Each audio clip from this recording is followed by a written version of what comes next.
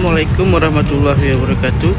Nama saya Ade Mahmudin dari kampus Universitas Nahdlatul Ulama, jurusan Program Studi Manajemen, Fakultas Ekonomi.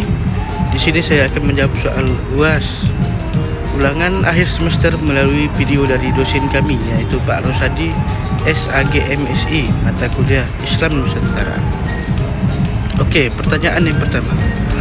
Apa saja yang Anda ketahui tentang istilah, konsep, dan polemik Islam Nusantara?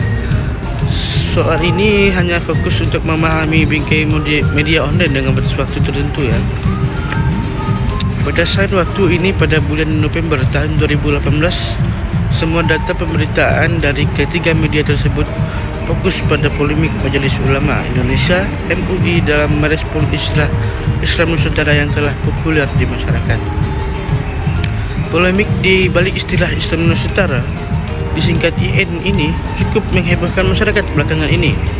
Selain dari kacamata pendidikan, penggunaan istilah IN juga banyak digunakan oleh user media sosial yang menjadikan istilah tersebut sebagai status di media sosial.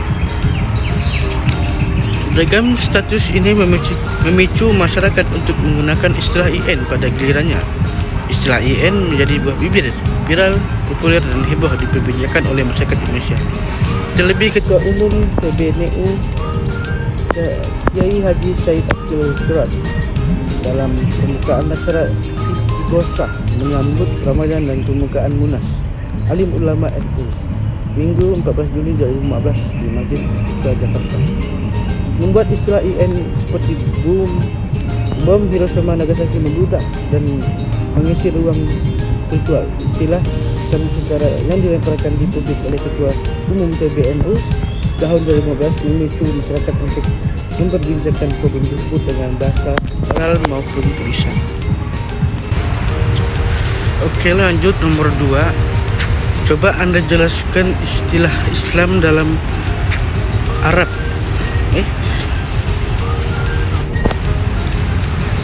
Oke, lanjut nomor 2. Coba Anda jelaskan istilah Islam Arab dan Islam Nusantara. Ada sekelompok orang yang memaknai Islam yang dibawa Muhammad SAW itu berbudaya Arab dan harus diikuti apa adanya.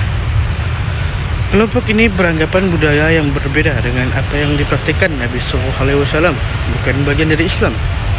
Kelompok ini lebih memaknai Islam secara tekstual dan kelompok ini sering disebut dengan kelompok fundamentalis. Ada juga kelompok yang memadai Islam sebagai nilai yang tidak terbatas pada waktu dan tempat sehingga bisa memasuki dalam seluruh budaya yang ada.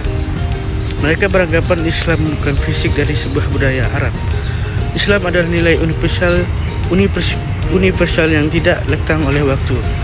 Kelompok ini lebih disebut dengan kelompok substantif. Dari sini Islam Nusantara hanya masuk dalam wilayah hukum ijtihadiyat yang bersifat dinamis, berpotensi untuk berubah seiring dengan kemaslahatan yang mengisi ruang waktu dan kondisi tertentu. Tidak masuk pada wilayah historis antropologis, Islam Nusantara akan melahirkan dua istilah Islam khas Indonesia dan Islam budaya Nusantara.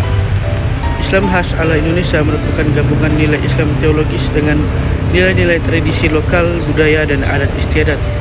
Dalam konteks ini, budaya suatu daerah atau negara tertentu menempati posisi yang setara dengan budaya asal Islamnya, yakni budaya Arab, dan menyerap dan menjalankan ajaran Islam. Lanjut nomor 3. Menurut pendapat Anda, seperti apa wujud dari Islam ideal? Wujud dari Islam ideal dari cerminan masyarakat itu sendiri sebenarnya. Cerminan masyarakat yang ideal yaitu masyarakat yang tidak menaifkan perbedaan. Contoh yang paling representatif masyarakat ideal adalah masyarakat Madinah yang disatukan oleh Piagam Madinah. Piagam ini tidak dibuat untuk kepentingan sesaat saja, namun juga menjadi pedoman pelaksanaan pemerintahan sesuai dengan yang dicontohkan oleh Nabi SAW. Begitu juga seharusnya cerminan di masyarakat yang ada di Nusantara. Wujud dari Islam ideal ini sebenarnya sudah ada sejak zaman Wali Songo. Seperti pondok pesantren masa sekarang berkembang dan terbagi menjadi dua bentuk besar, yaitu pesantren salaf dan kholaf. Hal ini juga dilakukan dengan zaman Nabi SAW ketika ada seseorang yang ingin masuk Islam namun tidak bisa meninggalkan kebiasaan mencurinya, tapi Nabi SAW membolehkannya dia memasuk Islam. Oke, pertanyaan terakhir. Apa pendapat Anda dengan istilah Islam damai untuk dunia?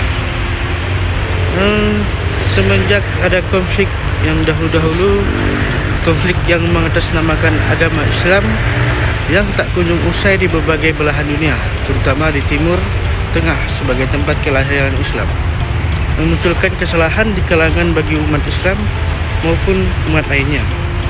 Mereka mulai mempertanyakan ajaran Islam. Benarkah Islam mengajarkan kekerasan, perperangan, pembunuhan, dan pengeboman atas nama agama? Di manakah Islam yang didamai, humanis, dan toleran itu? Pertanyaan itu bagi orang-orang NU sangat dimaklumi karena Islam memiliki berbagai model tergantung dari penafsirannya terhadap teks. Tidak ada yang salah dari ajaran Islam. Yang perlu dikoreksi adalah orang-orang menafsirkan ajaran agama itu dan kontekstualisasinya dalam budaya tertentu. Ini dibuktikan dengan adanya Islam model IN yang ada di Indonesia, namun Islam Nusantara tidaklah anti Arab, karena bagaimanapun juga dasar-dasar Islam dan semua referensi pokok dalam berislam berbahasa Arab atas dasar ilmu. Inilah NU sebagai lembaga yang mempraktikkan IN berkeinginan mengekspornya ke berbagai belahan di dunia. Ini sebagaimana diungkapkan Nur Syam bahwa sudah saatnya Islam Nusantara diekspor keluar dan menjadi salah satu ikon internasional dalam ala Indonesia. Ini akan menjadi sumbangan Indonesia untuk dunia. Oke, mungkin itu saja dari saya, Ade Imam Mudin. Saya ucap wassalamualaikum warahmatullahi wabarakatuh.